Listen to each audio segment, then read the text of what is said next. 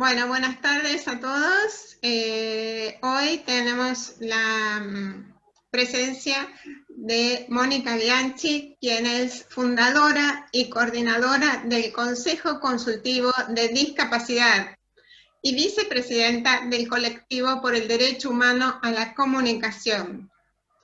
En esta oportunidad, Mónica va a hablar de la comunicación como derecho humano y discapacidad, y sobre el Observatorio de Accesibilidad de la Defensoría del Público. Bueno, bienvenida Mónica, y ahora sí, te damos la palabra. Muchas gracias, muy contenta por estar acá y por este tipo de comunicación que nos permite intercambiar experiencias y sobre todo que a las personas con discapacidad seamos un poco menos invisibles. El tema que nos ocupa es el tema del derecho humano a la comunicación. Como muchos saben, nosotros hemos luchado muchísimo. Cuando digo nosotros me refiero a mucha gente con discapacidad que ha participado a lo largo y a lo ancho del país sobre el tema de accesibilidad a los medios audiovisuales, que finalmente se tradujo en la Ley de Servicios de Comunicación Audiovisual, o la mal llamada Ley de Medios. En esa ley nosotros hemos luchado por ese artículo 66 que obliga a los canales de televisión a tener 4 cosas fundamentales: el subtitulado, al estilo del subtitulado oculto, closed caption que se llama, la lengua de señas argentina, la audiodescripción para personas con discapacidad visual y la audiodescripción para personas con discapacidad intelectual. Logrado esto, nosotros hemos participado también en lo que es el decreto reglamentario de la ley, y hemos afinado un poco qué se entiende por cada una de estas cosas. Eso implica la comunicación. A veces es confundida. Hay una confusión entre comunicación e información. En realidad, la televisión, la radio, los diarios digitales informan, no comunican. La comunicación es una ida y vuelta. El emisor dice algo, el receptor lo recibe y a su vez contesta. Comunicación es un poco, yo te digo, vos me decís. Intercambiamos ideas, intercambiamos valores, intercambiamos experiencias. Eso es la comunicación. Ahora, más allá de los canales, más allá de todo, yo siempre digo y se sostiene, la comunicación no es un bien comercial, es un derecho humano.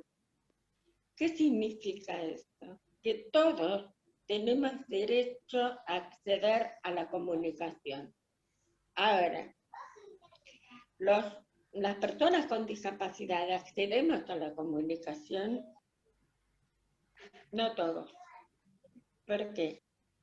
Por ejemplo, una persona con discapacidad visual quiere hacerle una pregunta a su banco. Entonces cualquiera de nosotros escribe la pregunta, el banco recibe el mensaje y le contesta.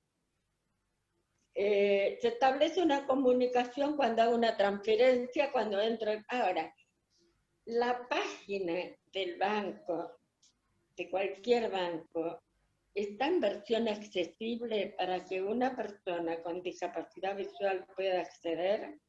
No. Nosotros tenemos el Zoom, Y cualquiera de las plataformas, Zoom, Skype, Easy Meet, Google Meet, cualquiera de las plataformas tiene subtitulado para que las personas con discapacidad auditiva puedan asistir cómodamente a una reunión masiva de Zoom. Nosotros lo tenemos más facilitado en el sentido de que podemos programar un Zoom para que solamente aparezca en la pantalla, que es la primera pantalla, la persona que habla. Y en el Zoom tenemos la gran ventaja de que organizadamente solamente habla uno a la vez. Pero ¿qué pasa cuando nosotros tenemos reuniones y tenemos dificultades de audición? Cuando hablan varios a la vez, por más que nosotros estemos equipados, se nos hace muy dificultoso ejercer el derecho a escuchar en igualdad de condiciones que los demás. En ese sentido, ustedes saben que hay un decreto, una resolución, mejor dicho, del Poder Ejecutivo Nacional que lleva el número 690, que establece justamente, teniendo en cuenta que la comunicación es un derecho humano, establece como servicio esencial la televisión, internet, la telefonía. Digo, y bueno, la telefonía móvil se refiere. Digo, eso implica que no solamente comunicarnos es un derecho humano, sino que también las plataformas y los elementos técnicos que tenemos para comunicarnos, como internet, la telefonía, la televisión, y demás, son decretados servicios esenciales. Y eso significa que nosotros vamos a poder comunicarnos con determinadas plataformas a un precio accesible para aquellas personas que no puedan alcanzar lo que es hoy un servicio de cable, lo que es un servicio de televisión, lo que es un servicio de telefonía celular. Para ir un poco redondeando la idea, en el lugar donde nosotros podemos ir a presentar denuncias, a trabajar, a ver cómo podemos mejorar el tema comunicacional, es la Defensoría del Público. Del público. Mucha gente se la confunde con la Defensoría del Pueblo. La Defensoría del Público está creada por la Ley de Servicios de Comunicación Audiovisual y en este momento estuve los 4 años del gobierno anterior acéfala y sin trabajar casi. Y en este momento asumió una nueva defensora que es propuesta por el Congreso, con varios, y bueno, votan según los antecedentes, una comisión bicameral, quiere decir formada por senadores y por diputados. Esta comisión bicameral eligió a Miriam Levin, muchos la conocen porque es una periodista que a su vez sufrió todo lo de la dictadura militar, pero eso es aparte. Hoy una periodista está al frente de la Defensoría del Público. Entonces, yo le pedí que volviera a reflotar y volviera a instalar el Observatorio de Accesibilidad a los Medios. O sea, lo aceptó y probablemente la primera o la segunda semana de marzo empiece a funcionar ese observatorio. ¿En qué consiste? En que todos nosotros, hipacúsicos, no videntes, personas con discapacidad intelectual, nos juntemos y le digamos a los medios de cualquier tipo, internet, telefonía, la televisión, la radio, cómo queremos nosotros Por un lado, que nos comuniquen. Por el otro lado, ¿cuáles son las alternativas técnicas para lograr esa comunicación? Y hacer las propuestas y elaborar conjuntamente las personas con discapacidad el protocolo para entregarle a los canales de televisión, a la radio, a los proveedores de internet, cómo queremos nosotros, las personas hipoacústicas, las personas con discapacidad visual e intelectual, y por qué no motriz, cómo queremos nosotros comunicar. ¿Cuáles son nuestras necesidades como personas con problemas de audición? Digo personas con problemas y no discapacidad, porque incluso a las personas, a los adultos mayores, incluso a aquellos que no hablan muy bien nuestro idioma. Entonces, ¿cómo queremos comunicar? ¿Cómo queremos que nos comuniquen? Es algo que todavía no terminamos de definir. ¿Cómo necesitamos las personas con discapacidad que nos traten a nosotros en los medios? Porque a nosotros nos queda muy claro, cuando vemos una persona con audífono o con un bastón, por ejemplo, y libros entrando a la facultad, tenemos que conseguir que diga, es un muchacho que está ingresando a la facultad a estudiar. No, es un ciego que va a estudiar. A ver, primero es un estudiante, es una persona, la discapacidad viene después.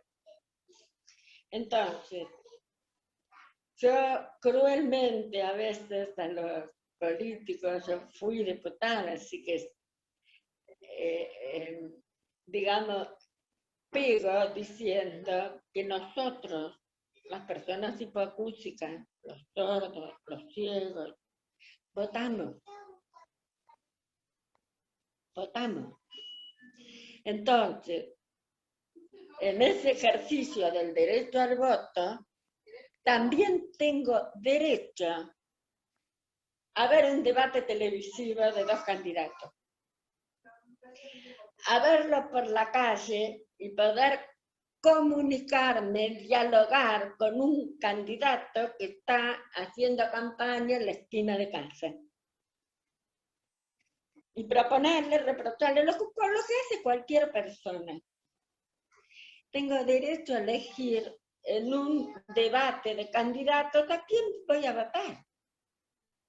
Entonces, yo digo que los políticos tendrían que tener sumo cuidado en eso.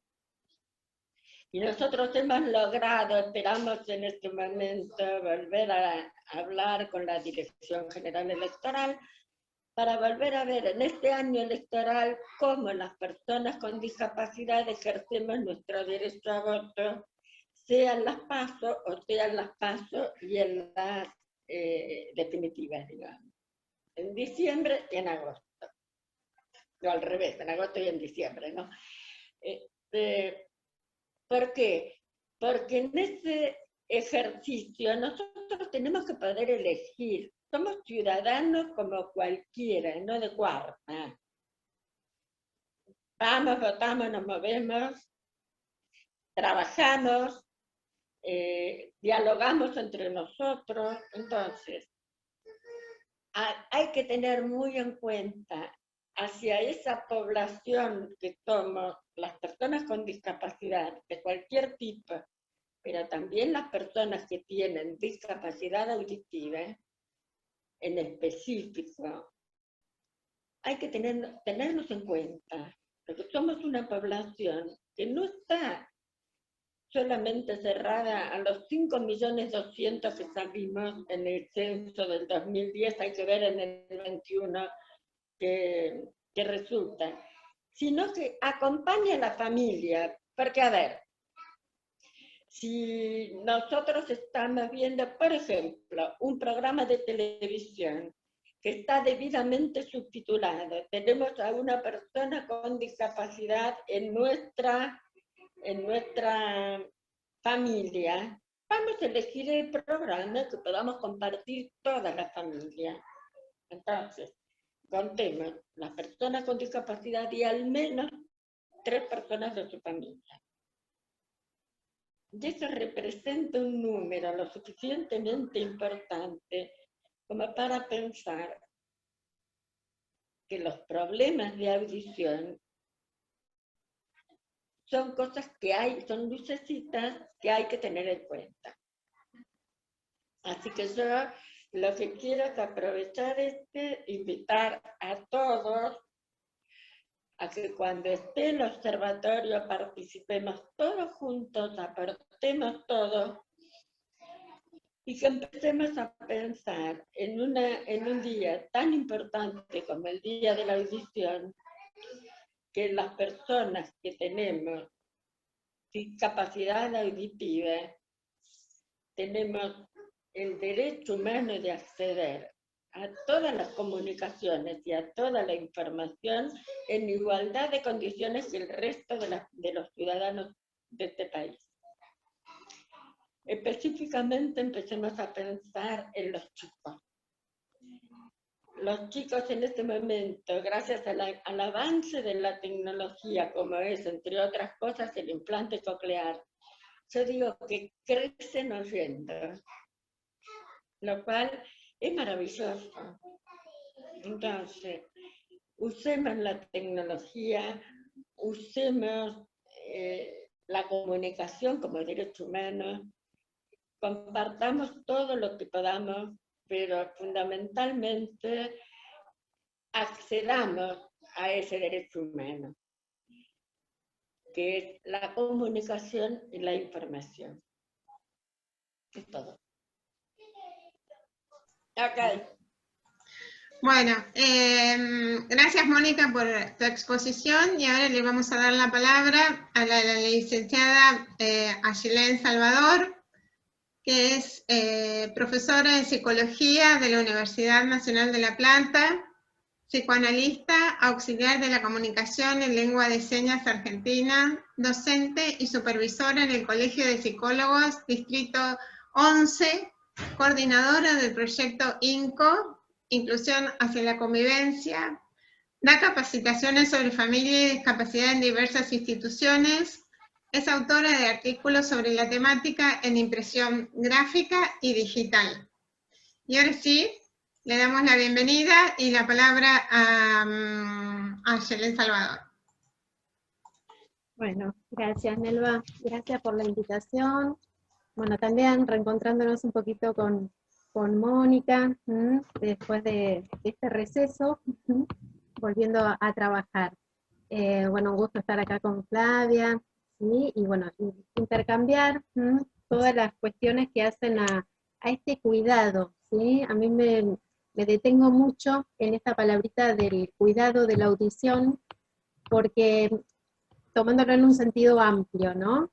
En lo que hace más allá de los ruidos, ¿sí? Y bueno, como que en primera instancia uno tiene que preservarse, esto que muchas veces circulan por algunos medios, ¿sí? Y por la educación, por las escuelas, de la importancia de lo que es la salud auditiva en el sentido de preservarse precisamente de los ruidos, ¿sí? Que no necesariamente, a ver, uno lo identifica con esto de los ruidos fuertes, ¿no? Ruidos de las fábricas, de empresas, o cuestiones laborales, pero bueno, a todos nos ha pasado trabajar en una oficina y que el bullicio, ¿sí? Sea como muy intenso, que realmente, bueno, lo que es mi voz, no sé si me escuchan bien en estos momentos, pero bueno, no tengo una voz muy potente, así que me suele pasar que cuando hacemos reuniones o algo por el estilo, no se me escucha.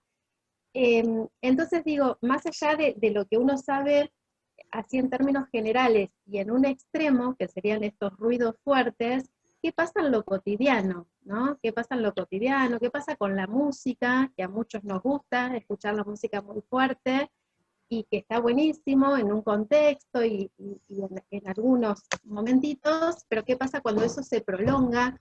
Los otros días me pasó estar caminando por la calle y pasó un auto con una pero no sé, una potencia de esa música terrible, en esto, ¿no? ¿Qué pasa con ese chico adolescente que iba dentro del auto, exponiéndose de una manera tan grotesca a un ruido?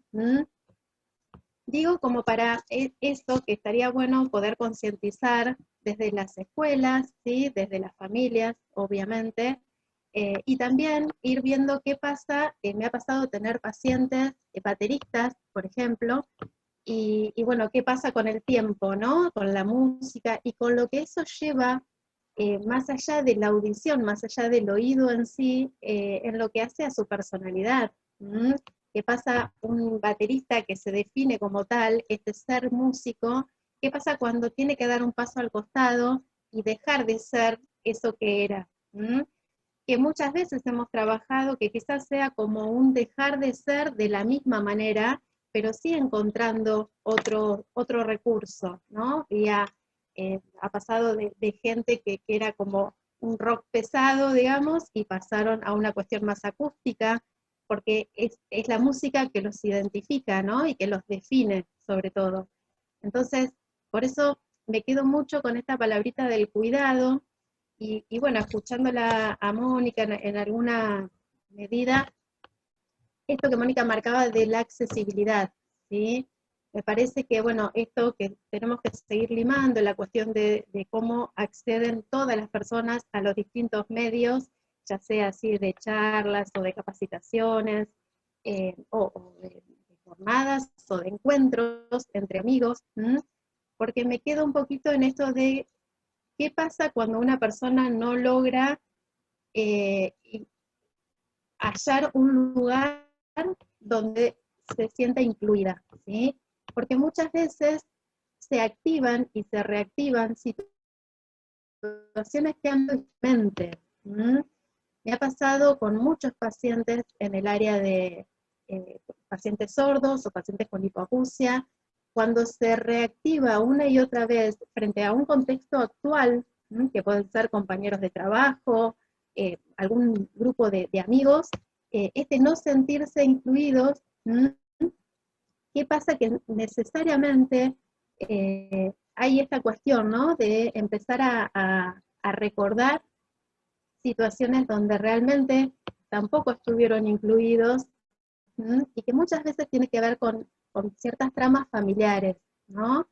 Que yo siempre hablo y siempre me gusta trabajar mucho con las familias, ¿sí? Como para no estar hablando de esta cuestión de culpabilizar, sino todo lo contrario, poder alojar a estas familias en esta cuestión, ¿no? De salud auditiva. Recuerdo este programa que se ha lanzado, el Programa Nacional de Detección Precoz de la Hipoacusia, con todo lo que tiene que ver con este abanico de posibilidades auditivas, ¿no? O sea, con todas las cuestiones que hacen al implante y demás, pero ¿qué pasa cuando ese diagnóstico es arrojado a la familia y no hay una contención, ¿sí? No hay una contención, un asesoramiento, que muchas veces y por muchos años ha pasado, cuando uno habla con los pacientes generalmente está como, y cuando habla con las familias, y con las mamás sobre todo, esta cuestión bueno, cómo vivieron el momento del diagnóstico, ¿no? Cómo vivieron en ese momento,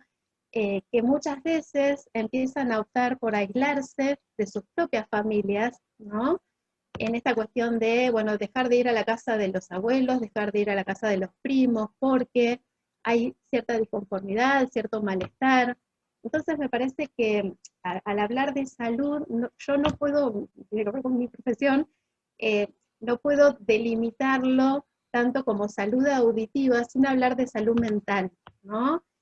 Porque precisamente cuando en todos estos años, hace 17 años que atiendo pacientes sordos, y, y hay muchas cuestiones que hacen a este sufrimiento agregado a la sordera o la hipoacusia de base, que tiene que ver con este no sentirse incluidos precisamente. Y no sentirse no es una cuestión de sensación, ¿no?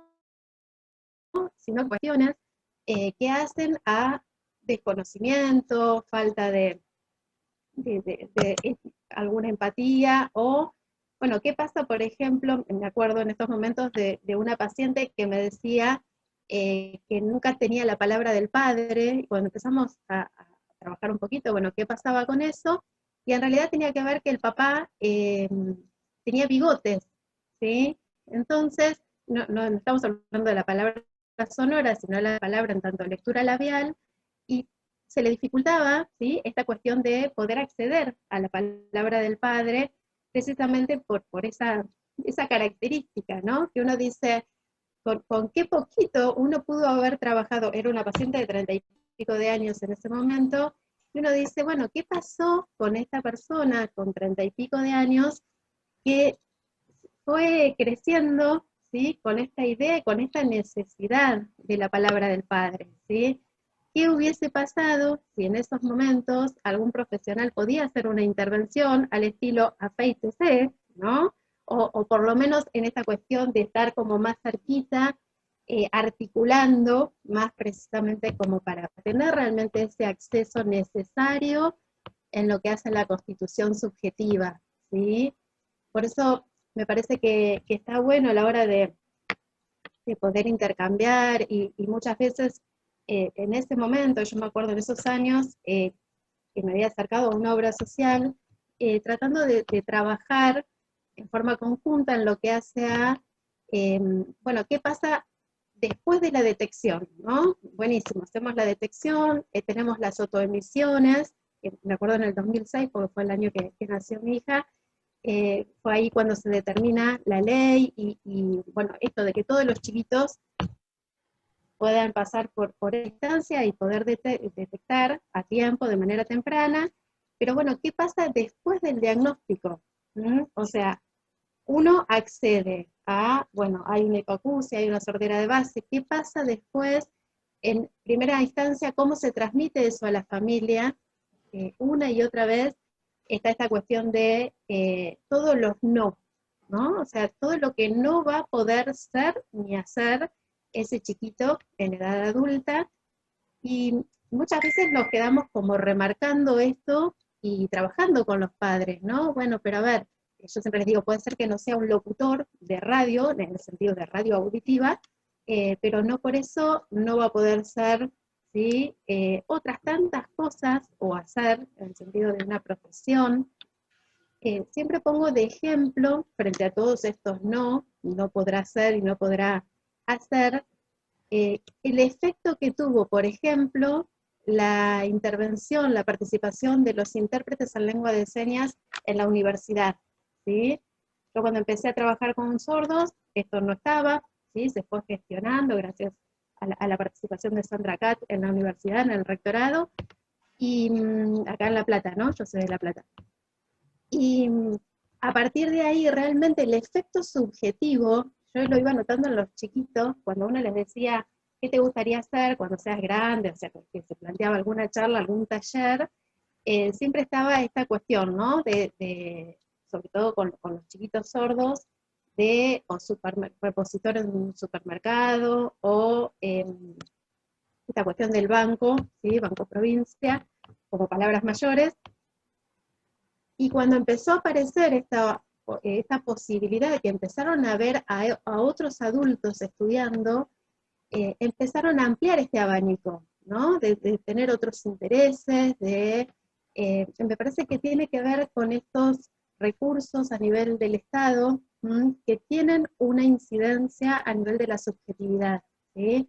Y esta incidencia tiene que ver en que se pasa, ¿sí? Hay un corrimiento del no poder, nada más y nada menos, ¿no? No es la persona que no puede estudiar, como muchas veces el discurso médico imponía, sino que no, precisamente, no accede porque no están los medios para acceder, ¿sí? Por eso esto de la accesibilidad, precisamente, la accesibilidad al estudio, a la educación, bueno, es realmente una de las herramientas para realización también, ¿no? Que puedan acceder a otro nivel de estudio, sobre todo con esto bueno, con qué encuentran una realización personal, ¿sí? Ya sea un estudio, un oficio, o bueno, lo que quieran hacer, que realmente haya una cuestión de vocación ahí.